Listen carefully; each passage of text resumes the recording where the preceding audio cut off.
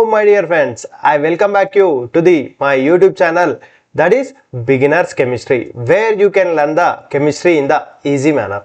In our last class, we have studied about the solubility of the solid and the liquid, and we have studied about the very important, that is Henry's law. Now today's lecture we are going to study how the gas is exerting the pressure on the liquid. Now how the gas is vapor pressure of the liquid. Now when the liquid is converted into the vapor, how much pressure it is exerting, that we are going to study in our class. Okay, now let's start our lecture. Now we'll see, today we are going to deal with the another topic, that is vapor pressure of liquid solutions. Vapor pressure of liquid solution. What is the vapor pressure of the liquid solution and how to calculate the vapor pressure of the liquid solution? Clear? Now we know what here, if you take one liquid, one liquid here, this liquid, it will be converted into vapors. So how to calculate? To calculate the vapor pressure over the liquid, there was an instrument called the manometer. Clear?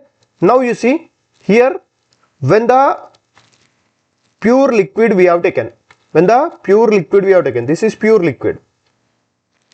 When this pure liquid we have taken, if you want to calculate the vapor pressure of this one, now you see this is a Hg column. This is mercury has been filled in this, and this Hg column level has been fixed when we taken the pure liquid in the starting. Clear? After some time, what it will happen? Now you see there was a difference in the height of the Hg column. You can see there is some difference in the Hg of the Hg height column is there. Clear? Why this difference has been created here? This has been created due to some gaseous vapors are evaporating from the liquid. Now you may get a doubt, sir, if the gaseous vapors are continuously evaporating, then this Hg column should become raised. But at some point it has reached here and it has become constant. You can see it has reached here and it has become constant. Why it has become constant? Because here how many gaseous particles are converting into, how many liquid particles are converted into the gaseous, the same rate the gaseous particles also converting into the liquid, means rate of evaporation and the rate of condensation is became equal or became equilibrium. That's the reason this Hg column height has become constant, and the difference between this Hg column we call it as a vapor pressure. The difference between these two, or height of this Hg column, we call it as a vapor pressure. Clear? Now we'll write the proper definition of the vapor pressure. What is the vapor pressure? Now vapor pressure is calculated only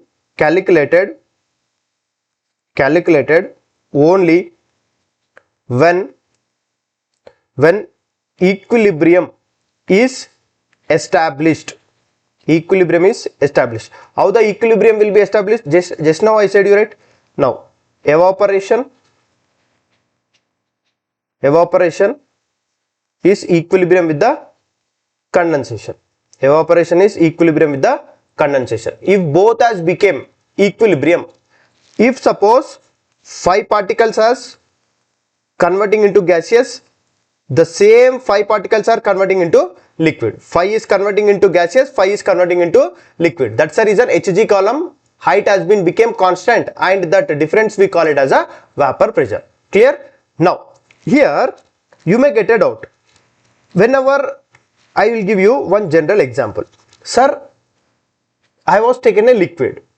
Now we are not giving any heat. Without giving any heat also, that liquid is converting into the vapor. Well known example for you, if you take a water molecule of a 5 ml or 1 liter you have taken, and if you keep it in the one room and you leave it for the 1 or 2 days, Now after the 2 days, if you go and see, now will the level of the water will be same, or it will be increased, or it will be decreased?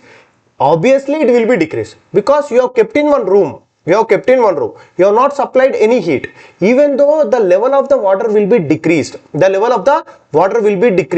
you have taken the 1 liter. Now if you see that water in the which you have kept in the room, the level of the water level will be decreased. Why it is happened? Without giving any temperature? Because now you see here in the liquid, this is the water molecules, right? This is the water molecules. Now I was taking the one water molecule. What I was taking? One water molecule I was taking. This is one water molecule. Yesterday itself I said you, water molecule is a polar. This is H2O, right? H2O is a polar. Why? Due to the partial positive charge on the hydrogens and the partial negative charge on the oxygen leads to make the H2O polar. Now this is polar, right? Now obviously polar means H2O liquid is also polar. Polar. Now what will happen? Interactions will be happen. So this H2O molecule, one H2O molecule is surrounded with the 4 H2O molecule in this manner. Clear? Now here when this one water molecule has been surrounded with the 4 other water molecule. Now here what happened to its net charge? Net charge has become equal, right? Clear? Now you see here this water molecule cannot move. Why? Here the equal force is there, here the downside equal force is there, upside equal force is there, and the left side is also equal force is there. So the water molecule cannot move. But now we'll see about the water molecules which are present above the liquid. On the surface of the liquid, if you see on the surface of the liquid, if this water molecule, it is having the kinetic energy with this one. It is having some attraction force between this one, and it is also having the attraction force between the below water molecule. But above its attraction force is not present.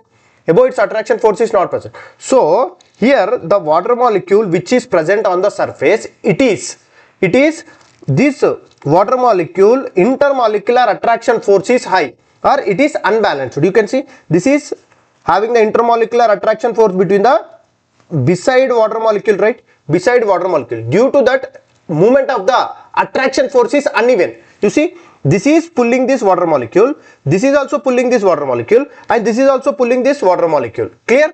Now the balancing of the water molecule has been not same, right? So what's the reason? What it will happen? Due to that uneven attraction force, due to that it is having some kinetic energy. Due to that it will generate some kinetic energy. So this water molecule will utilize that kinetic energy, and it will break the bonds between these two. What? Intermolecular attraction force only it is having, right? Due to the intermolecular attraction force between this water molecule and this water molecule. Now this water molecule is having some kinetic energy. It will utilize that kinetic energy, and it will break the bonds between those two water molecule, and it will be evaporate. Clear? That's the reason. Now our water molecule also, if you keep it in any room, after the few days, what it will happen? Its water level will be decreased, because the water molecule which are present on the surface, it is having some kinetic energy. It will readily break the bonds between the another water molecule, and it will be evaporate. Clear? Now we'll see. We'll write a one statement like gas molecules, liquid volume will have some amount of kinetic energy at a given temperature. So the molecule present at the surface, so the molecule which is present at the surface of the liquid, if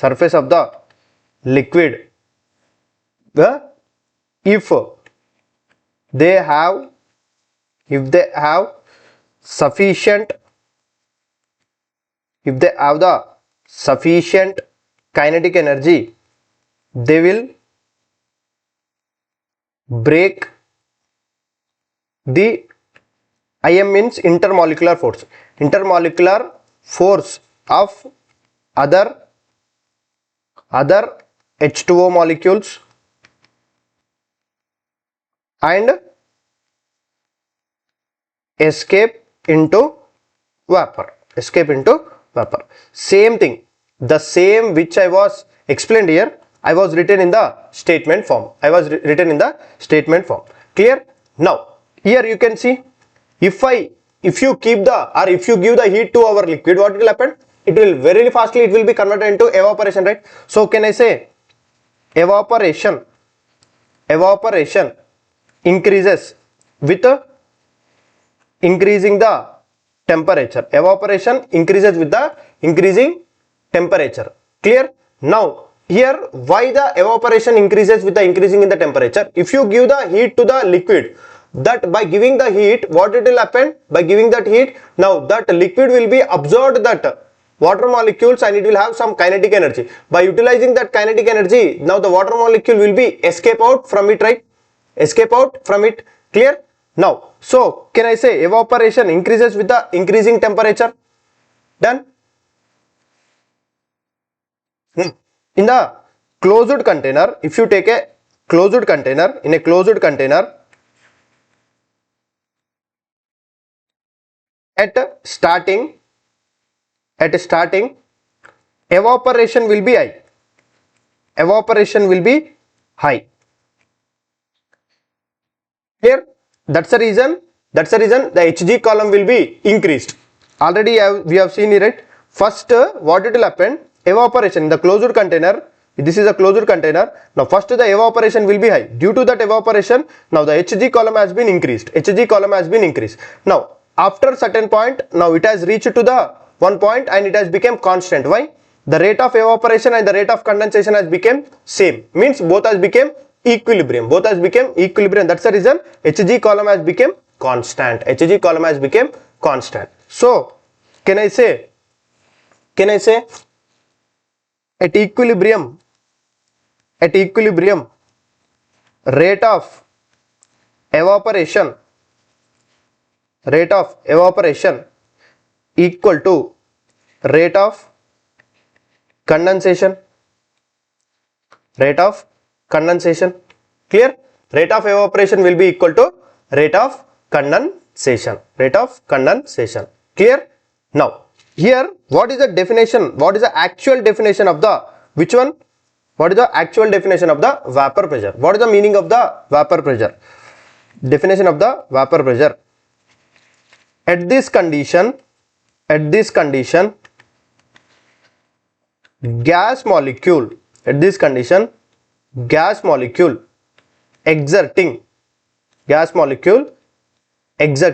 the pressure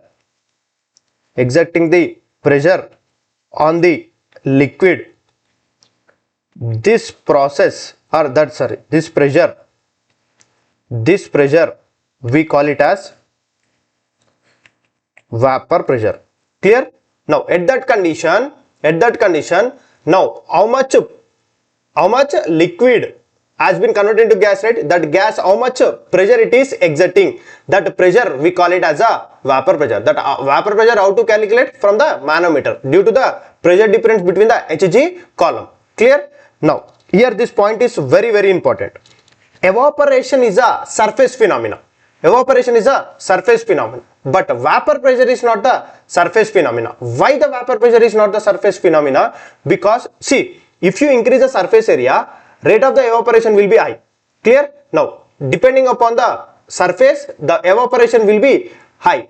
Clear? Now but vapor pressure will not be depend upon the surface. Why the vapor pressure will not be depend upon the surface? Because vapor pressure we can calculate only when the rate of condensation and the rate of evaporation has become equal.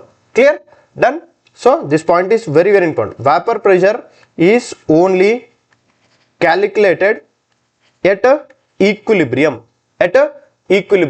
Means rate of evaporation and the rate of condensation has become equilibrium. Clear? Then vapor pressure depends on the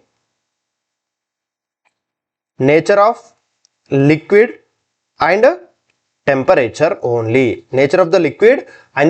temperature only. So vapor pressure of the liquid will be depend upon the which one? Nature of the liquid and the temperature. Clear? Now we see how the, if we increase the temperature, how the vapor pressure of the liquid it is changing. Now we are going to see. Clear? Now the next concept we are going to study, that vapor pressure of liquid with the temperature. With the temperature, how the vapor pressure is changing. How the vapor pressure is changing. Now we are going to see. For this one to understand very clearly, now there was a scientist called the Clausius. He has given a one equation. Clausius-Clapeyron equation. What is this Clausius-Clapeyron equation? Now how this equation has been came. Now I will justify it. Now listen carefully. Here one X liquid I was taken, or some A liquid I was taking. This A liquid is equilibrium with the A liquid is equilibrium with the A gas. Then only the vapor pressure we can calculate. Means this is liquid, right? Now if you want to calculate the change in volume between these two, how to calculate? The change in volume will be equal to volume of gas minus volume of liquid, volume of the gas minus volume of the liquid. Now we know volume of the gas is high than the liquid. So in comparison with the volume of the gas, volume of the liquid is negligible. Right? So can I write delta V is equal to V gas? So can I take this as a 0? Because compared to the volume of the gas, volume of the liquid is very less. So that's the reason what I was doing, I was taking it as a 0. Means delta V will be equal to the volume of the gas. Means by this we are going to talk about the ideal gas. Whatever the gas we are dealing, here the gas is ideal gas. So delta V is equal to V gas. Then this V gas formula will be equal to RT by P. Because why it has become the RT by P? I was taken the, now listen, here I was taken the 1 mole of ideal gas. 1 mole of the ideal gas I was taken. Clear? Now 1 mole of the ideal gas I was taking. Done? 1 mole of the ideal gas I was taking. Now ideal gas formula, P, here V gas, right? P V gas is equal to N is 1. So it will become 1 RT. Then V gas will be equal to RT by P, right? RT by P. Done? Now then V gas is equal to RT by P. Clear? Now based on this one, now in the thermodynamics we have studied a one beautiful formula, that is delta G is equal to VdP minus SdT. At equilibrium, delta G will be equal to 0, right, at the equilibrium. Now then VdP is equal to SdT. Can I write? VdP is equal to SdT. So here you have to be remember one point. Now exact which one? Entropy and exact volume change cannot be calculated. For any reaction, exact entropy cannot be calculated. What we can calculate? Only the change in entropy can be calculated. So for any reaction, change in entropy can be calculated. Change in entropy can be calculated. For change in entropy can be calculated. So the change in entropy, then it will become, S will become delta S. Now the V gas has become delta V, right? Delta V. If I substitute here in this equation number 1, let us assume, then it will become delta V into dP is equal to delta S into dt. Then by interchanging, now what is the formula we got? dP by dt is equal to delta S by delta V. Delta S by delta V. Clear? Now here by this here in the thermodynamics we are having the one formula. What? Delta S is equal to delta H by T. Delta S is equal to delta H by T. Now that if you substitute in this formula, then what it will happen? Now dp by dt is equal to delta h p by rt square. Clear? Now is it clear up to now how this formula has came? Now you see dp by dt. Now here it is a delta s by, okay, I will write better, delta s by delta v, clear? Now you see delta s we are having delta h by t. Now delta v what we are having? Delta v what we are having? RT by P, right? This is V gas, nothing but delta v is equal to RT by P only. Then can I substitute that RT by P? Then what it will become? It will become here RT, and above it will become the P, right? So then it has become delta H P by T R square, Then can I say dp by P? I was bringing the P to the left hand side and the dt to the right hand side. Then it will become delta H and the R is constant, delta H by R into 1 by T square dt, Now this I was integrating from the P1 to P2, and this one I was integrating from the T1 to T2. What I will get? I will get the ln P P1 to P2 is equal to delta HR minus 1 by T from T1 to T2. Clear? Now if you expand this formula, then it will become ln P2 by P1 is equal to delta HR 1 by T1 minus 1 by T2. Clear? Then this is in the form of the ln. If you want to convert this into the log, now the formula will become what?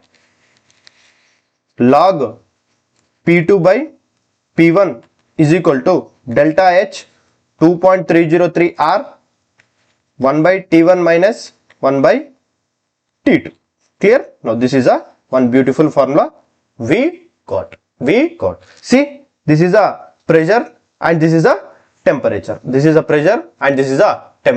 So no need of remembering any derivation. Now how the pressure and the temperature is changing? Now by this formula we'll get to clear? Now this is a formula we are having how the temperature and the vapor pressure is changing. Now next we are going to deal with the boiling point. Now what is the meaning of the boiling point?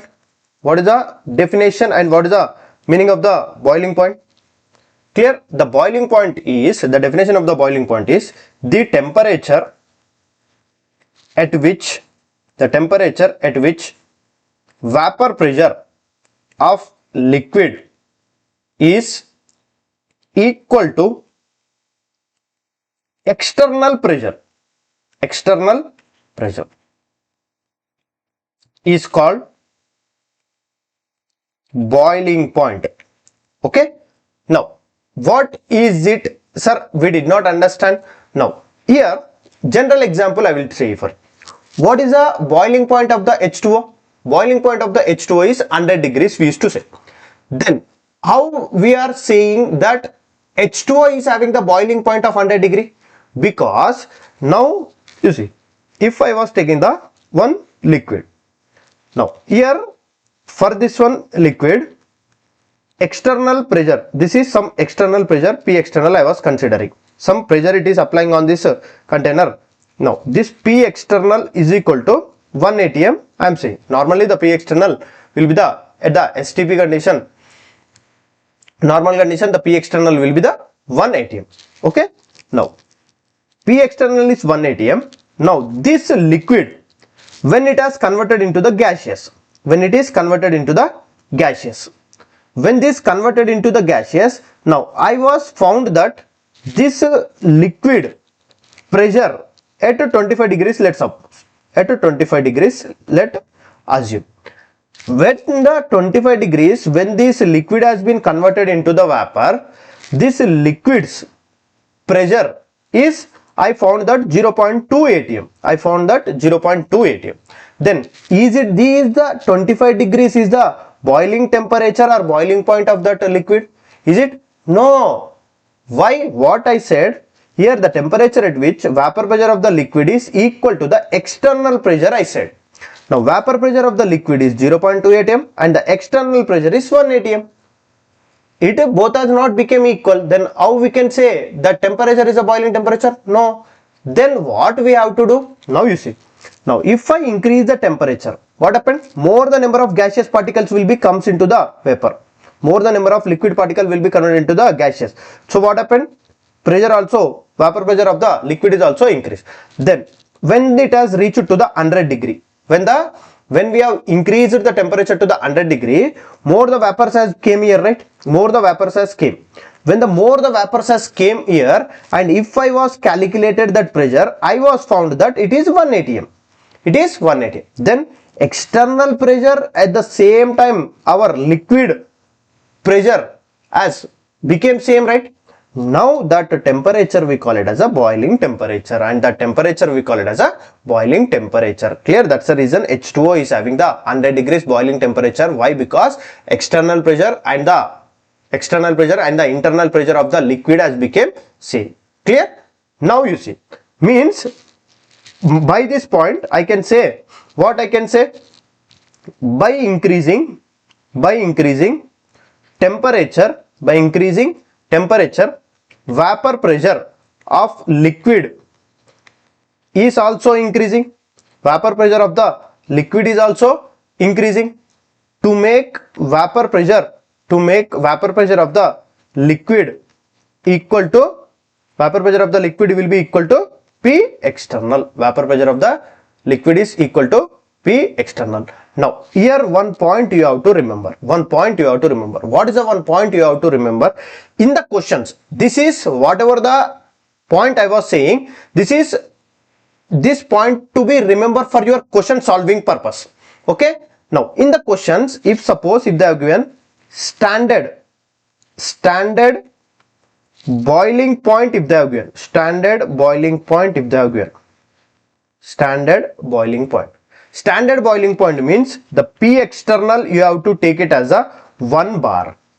So standard boiling point, if they have given the P external, you have to take it as a 1 bar. If normal boiling point, any other boiling points, if they have given normal boiling points, if they have given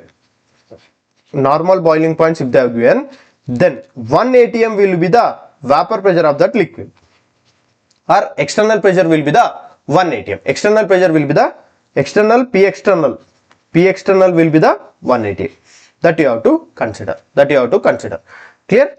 Now P external will become how much? Normal boiling point means like 30 degree, like 20 degree, like 50 degree, something 100 degrees if they have given. Normal boiling temperature if they have given, 1 atm will be the P external. Standard boiling temperature, standard boiling point means 25 degree. If the 25 degree if they have given, blindly believe that the standard boiling point if they have given. Now standard means we'll take it as a 0. Sorry, we'll take it as a 0 degrees. If the 0 degrees Celsius if they have given, P external will be the 1 bar. Clear?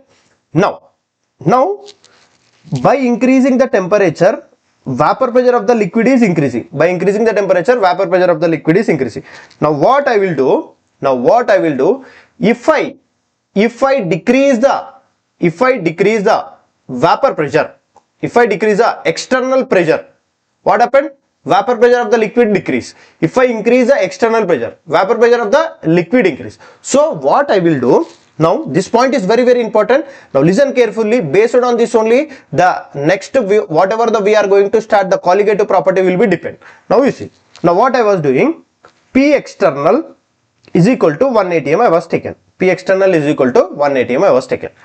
Now what I want to do, I want to decrease the vapor pressure of the liquid. How I can decrease the vapor pressure of the liquid? I was fixed the external pressure. I don't want to decrease the external pressure or I don't want to increase the external pressure. External pressure I was made fixed. Then here one pure liquid I was taken, one pure liquid. This is one pure liquid I was taken. This pure liquid, whatever the vapors it is exerting, whatever the vapors it is exerting. Now at 25 degrees, now this vapor is exerting 0.5 atm. So this 25 is not the boiling point of that liquid. Now let's suppose by increasing the 45 degree, now this vapor pressure of the liquid is found to be 1 atm. So this 45 degrees I can say it as a, which one? This 45 degrees I can say it as a boiling point of that liquid. Done? Is it clear up to now? Now comes to here. Now I don't want to decrease the P external, right? Now the same liquid, this is only same liquid. Now 25 degree, this gaseous pressure I was found that 0.1 atm, 0.1 atm. Now 45 degrees, this gaseous pressure I was found that 0.5 atm. Why it has happened? The same liquid at 45 degrees, it has become the 1 atm.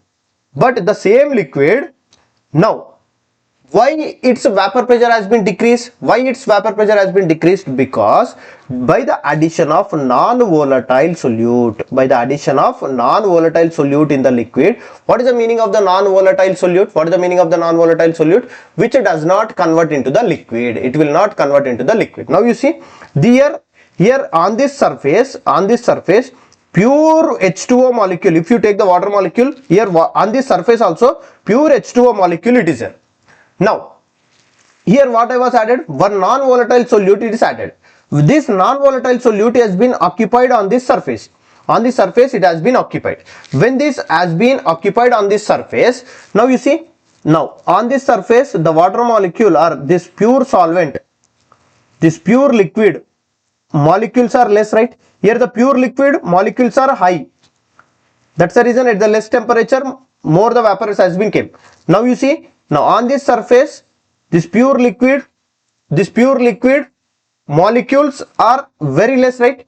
So that's the reason if we increase the temperature, what it is happen? Now more the water molecules will come, and it will, this gaseous vapor pressure will be equal to the P external. This gaseous pressure will be equal to the P external. When by this point we can say, vapor pressure of the liquid decreases with the addition of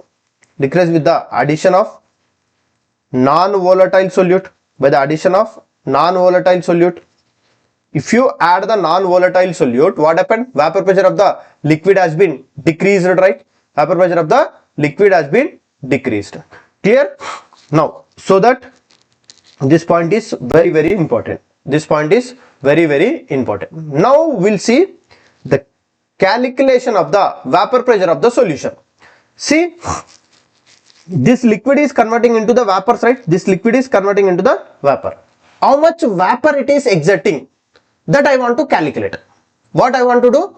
This liquid has been converted into vapors. So how much, when it has been liquid, when it has been converted into the vapor, in that vapor how much pressure it is exerting, that I want to calculate. For that one calculation, there was a scientist called who? Raoult. He has given a one statement, that is a Raoult's law, or he has given a one law, that is Raoult's law.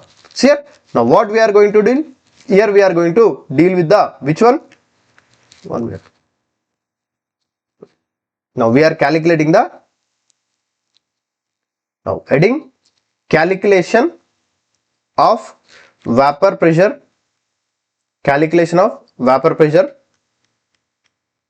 of solution. Calculate the calculation of vapor pressure of solution, that we call it as a Raoult's law. Calculation of the vapor pressure of the solution, we call it as a Raoult's law. Clear? Now here in the starting itself I said, now here whatever the solution we are going to deal, that is a Which one? Binary solution. Binary solution is nothing but two components will be there. One solute and one will be the solvent. Any solution has two components. Any solution has a two components.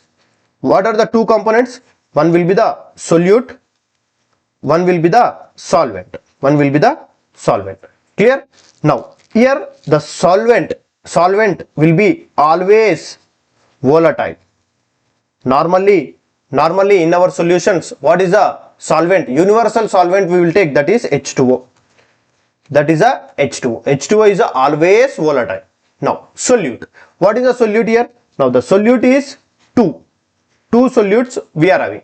One is volatile solute and another is a non-volatile solute. One is a volatile solute and another is a non-volatile solute. Clear? Now you see, now depending upon the volatile solute, if you add a volatile solute in the volatile solvent, you will get the different vapor pressure. If you add a non-volatile solute in the volatile solvent, you will get the different vapor pressure. That it was given by the Raoult. Now we'll see. Clear? Now by this we'll write some few points so that it will be very clear for you and you will not get confused and you will not get any confusion over it. If the solution contains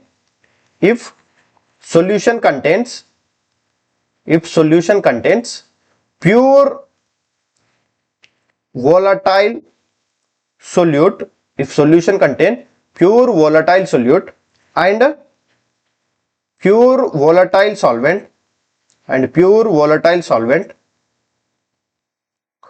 total vapor pressure of solution we will get by pure volatile solute and pure volatile solvent. Sir, what is this statement says, sir?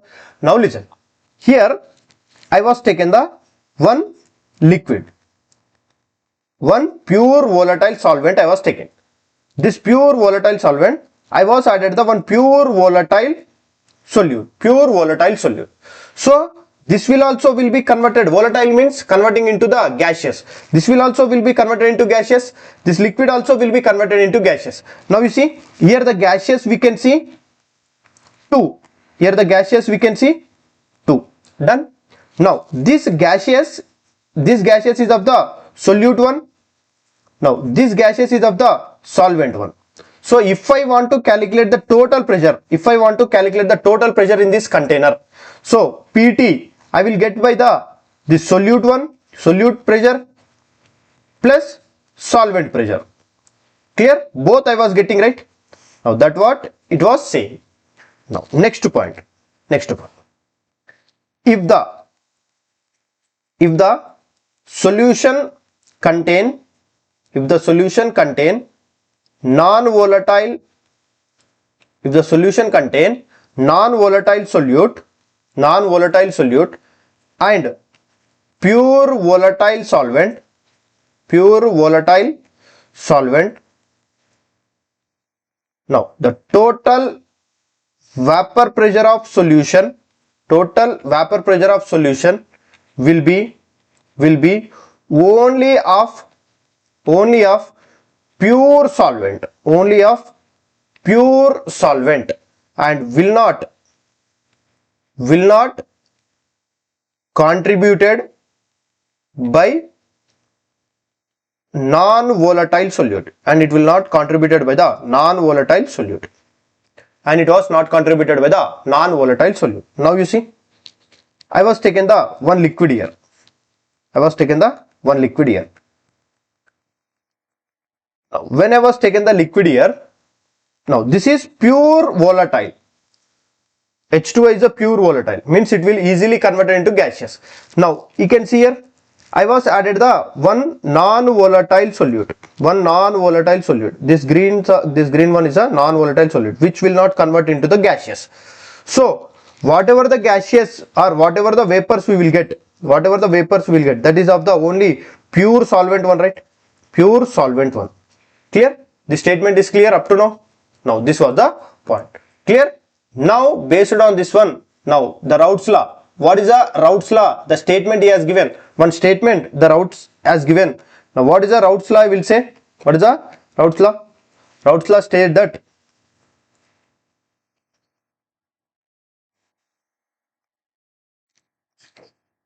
now what is the Raoult's law?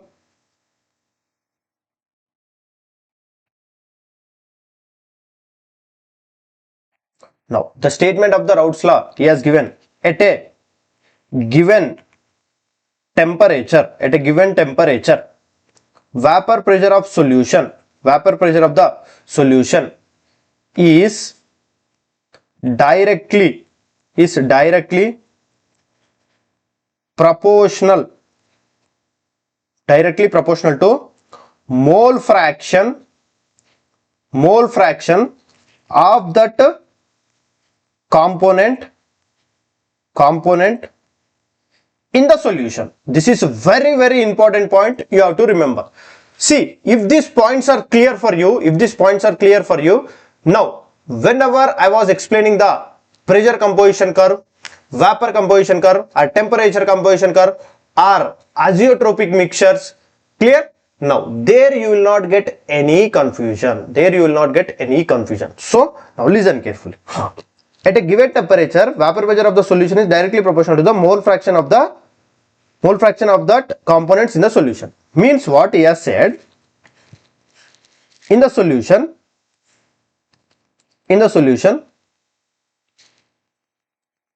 one pure, here we are having the two components I was taking. One is A.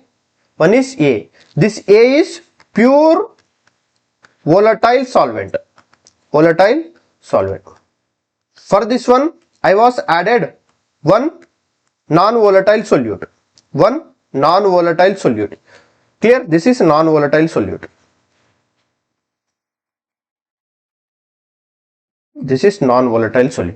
So if this is a non-volatile solute, whatever the vapors we are getting, this is of only the pure volatile solvent, right? Whatever the vapors we are getting here, that is only due to the pure volatile solvent.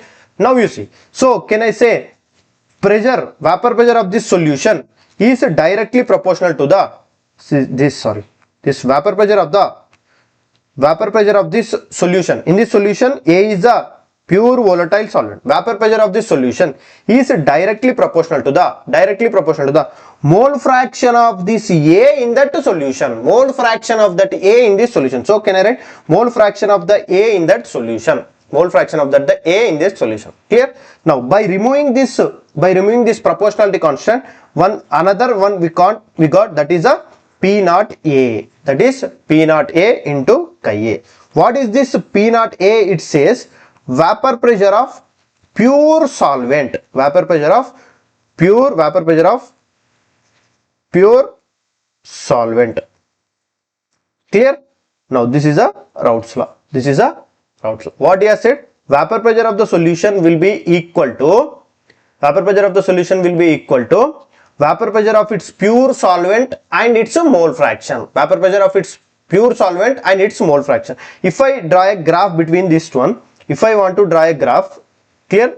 Now how to draw a graph? I want to draw a graph between vapor pressure and the mole fraction of the A.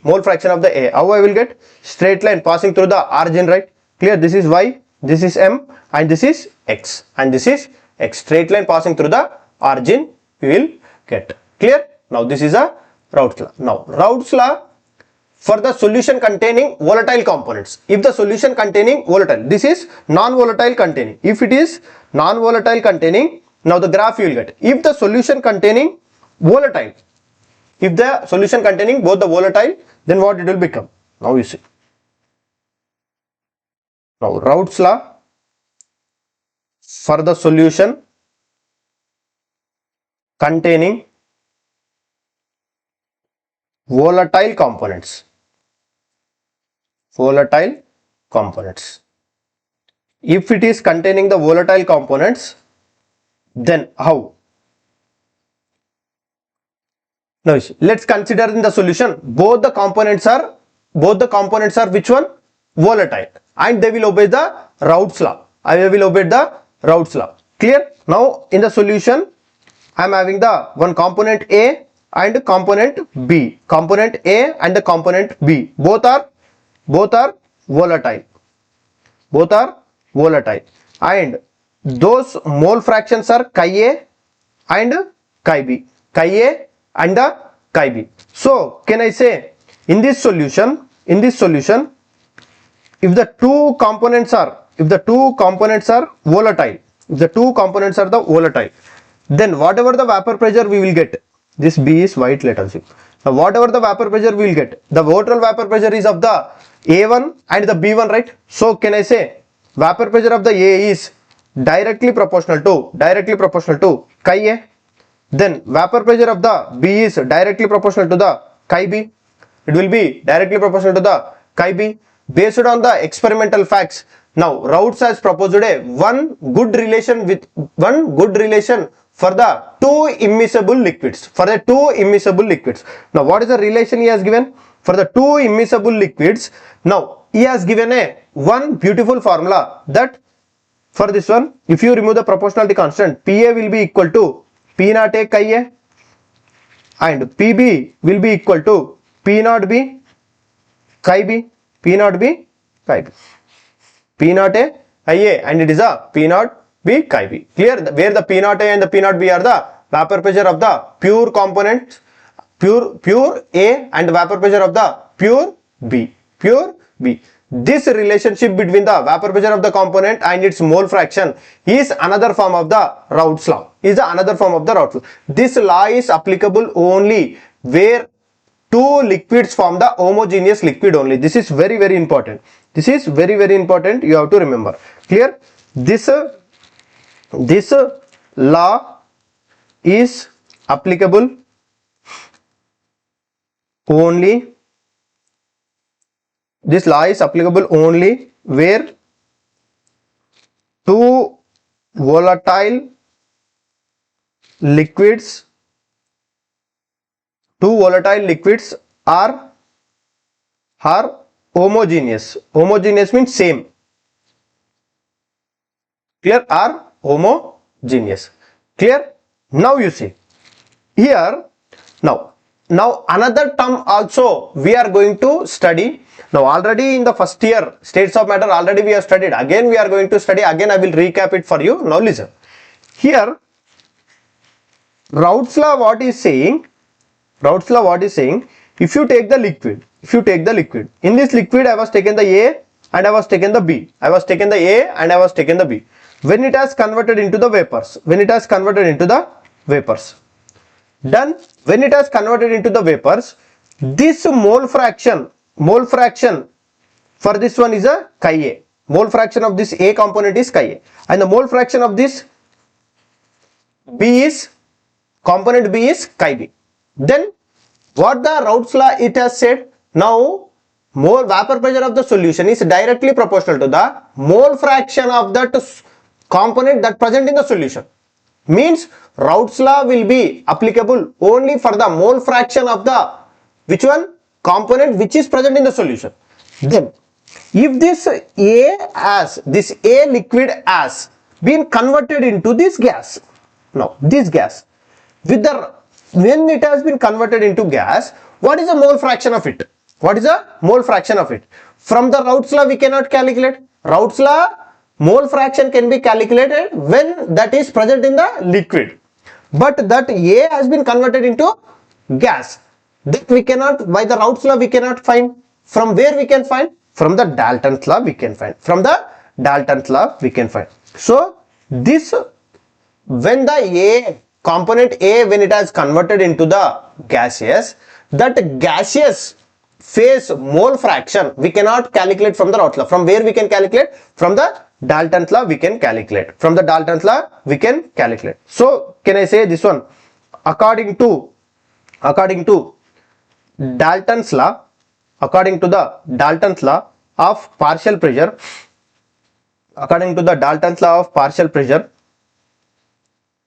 total pressure PT, total pressure of solution of any components or any composition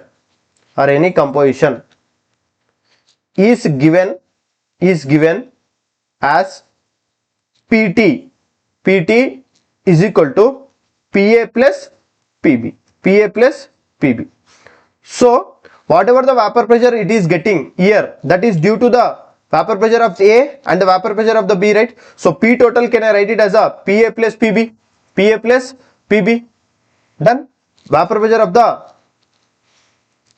total entire container, that is due to the PA and due to the PB. Now we'll see the graphs of the which one? Graphs between Raoult's law graphs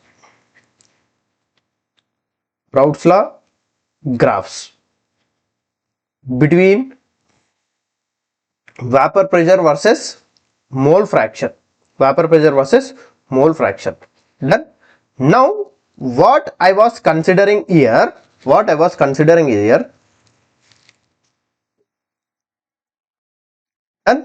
now I was considering what component in the solution. We are having the two component, one is A and one is B. So in that A and B, I was considering vapor pressure of pure P naught A, is greater than pure P naught B is greater than the P naught A. Clear? Or else vapor pressure of the B component is greater than the PA I was considering. Okay. Now you see, this is the mole fraction and this is the vapor pressure, and this is also one vapor pressure. Now here it is a chi A. Now here it is 1. Now here it will be the chi A, chi B will become 0. Here it will be the chi B is equal to 0. Here it is a chi A is equal to, here the chi A will, chi B will become 0. Now here the chi A will become 0. Here the chi B will become 1. Now 1 minute. Now the graph here we will get, here the chi A will become 1. Here the chi A will become 0. Here the chi B will become 0. Okay, better the graph you are not getting, it is down. Now you see.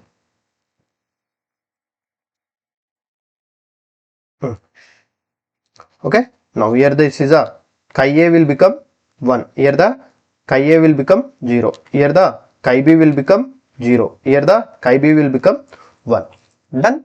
Now how this chi A and the chi B will become 1 and 1? Already I explained in the mole fraction. How to calculate? Chi A plus chi B will be equal to 1. If the chi A is 1 means chi B is 0 only, right? Chi B is 0. If the chi B is 0 only, the chi A will become 1. Done. If chi B is 1 means chi A should be 0, then only the chi B should be equal to 1. Now let us consider the vapor pressure of the P naught B is greater than the vapor pressure of P naught A. Then here, according to the Raoult's law, we are having the one formula. What is the one formula we are having? Just now we have seen, right? PT is equal to P naught A plus P naught B. Then can I say this, what is the PA formula? Just now we have seen here PA formula. PA is equal to P naught A into chi B, chi A. What is the PB formula? P naught B into chi B.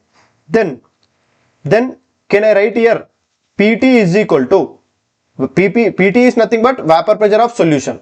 Vapor pressure of the solution is equal to P naught A chi A plus P naught B chi B. Now you see, here the chi A is 1, chi B is 0. So entire term will become 0. When the chi A is 1, whatever the vapor pressure I was having in the solution is only of the pure P naught A, right? So can I write here, when the mole fraction is 1, whatever the vapor pressure I was having here is only of the pure P naught A. So can I write this is a pure P naught A? Now you see, now as the vapor pressure pure P naught A, now mole fraction of the A has become 0. Now comes here, if the mole fraction of the A has become 0 now mole fraction of the chi B is 1, then this entire term will become 0. Now whatever the vapor pressure we are having, only of the pure P naught B, whatever the vapor pressure now we are having, only of the pure P naught B, then the graph will become, now here you will get graph. Now why? Somewhat vapor pressure of the B is having higher than the vapor pressure of the A, right? I was considered, so I was keeping here. Done. Now you see, now as the mole fraction of the vapor pressure of the B is decreasing, here it will be 0. Now here it is, right? Clear? Now vapor pressure here at the chi A is 1. Whatever the vapor pressure it is present in the solution is only of the pure P naught. Now when it comes to the chi B, whatever the vapor pressure we are having, that is only of the pure P naught B, only pure P naught B. Now between these two, this is a PT, this is a PT. What is this? This is a P total. Now this is the graph of the Raoult's law. PT is equal to PA plus PB, PA plus PB. This is the graph of the vapor pressure. Clear? Now here one very good statement the Raoult's law has given. What the very good statement that Raoult's law is given? Now in the starting I was explained. V solution is equal to V solute plus V solvent.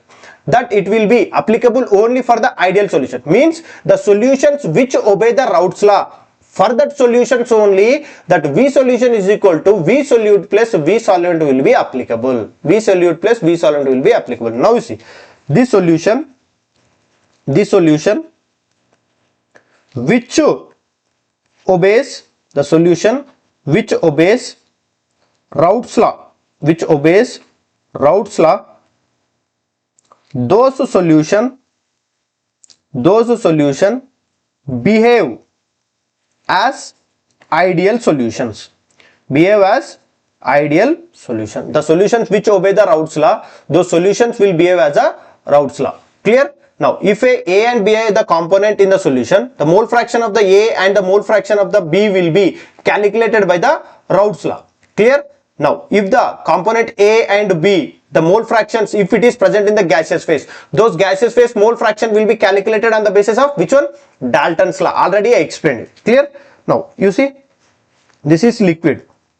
In this liquid, A is there and B is there. This mole fraction is chi A and this mole fraction is chi B. If it has been converted into gaseous, so this gaseous phase mole fraction, I was considering it as a YA. What is the meaning of the YA? Mole fraction of A in vapor pressure. Now what is the B here? YB? Mole fraction of B in vapor phase. This is YA is mole fraction of A in vapor phase, YB is mole fraction of B in vapor phase. Clear? This is mole fraction in liquid phase. Mole fraction of A in liquid phase. This is mole fraction of B in liquid phase. Clear? These are the some points you have to remember. Sir, how to calculate the vapor pressure of the A in the vapor pressure of the A? We cannot calculate it from the Raoult's law, so we cannot use the Raoult's law. Sir, then how I can calculate, sir? Now listen, I will explain for you. Now listen carefully. Here the some conversions will be there. Now based on these conversions only, now the upcoming classes will be depend upon it. Now listen. Dalton's law. What is the Dalton's law formula? Now the Dalton's law formula we are having Pi. Pi means any gas. Pith gas, any gas. Here in the solution we are going to take the component A and the component B, right? Like that only some other any other gas. Pith gas is equal to Pt, pressure of that component will be equal to that mole fraction of that ith gas. Okay, this formula only I will relate with the Raoult's law solutions.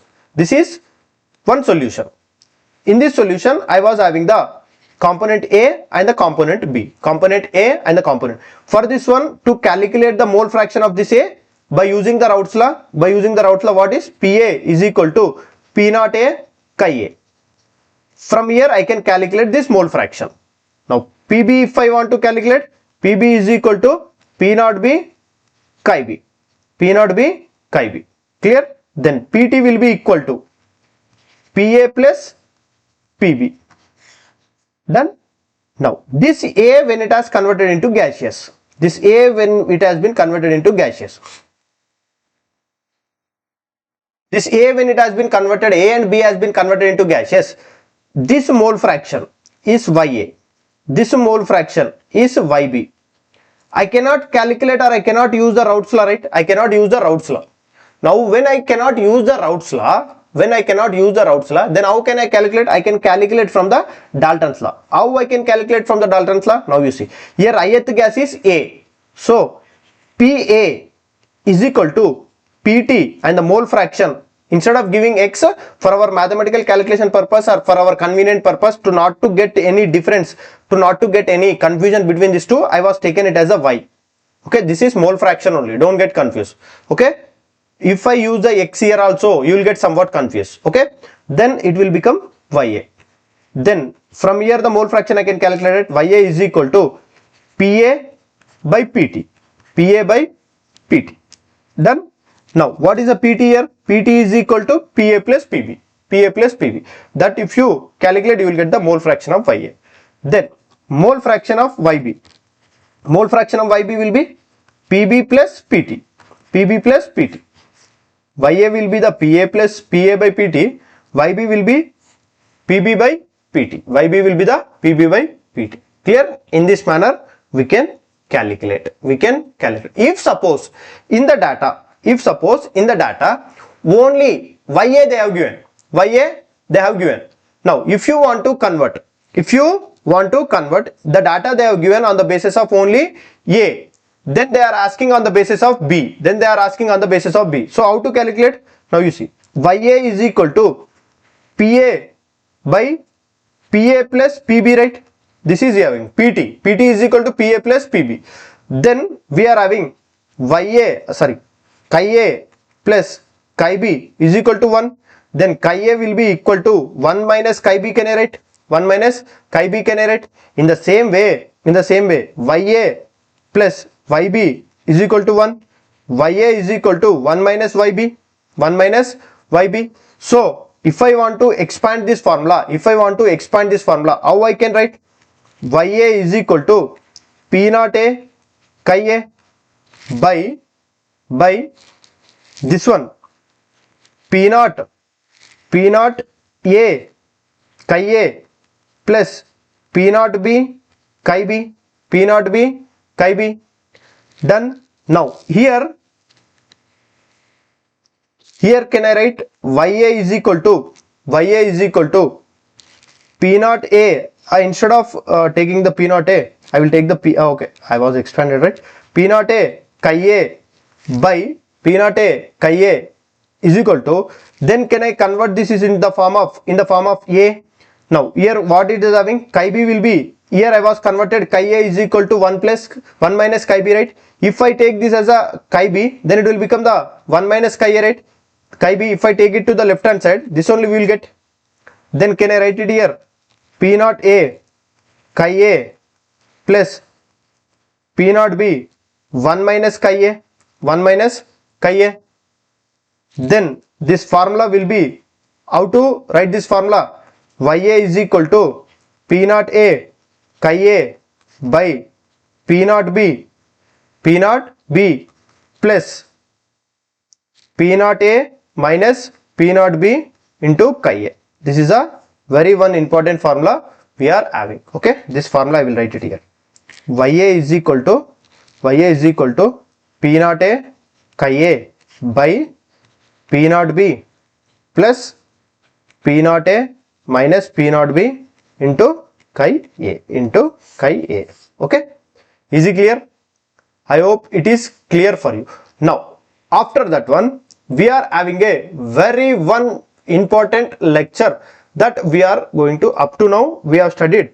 Now I will end this class here, and next class we are going to see which solutions will obey the Raoult's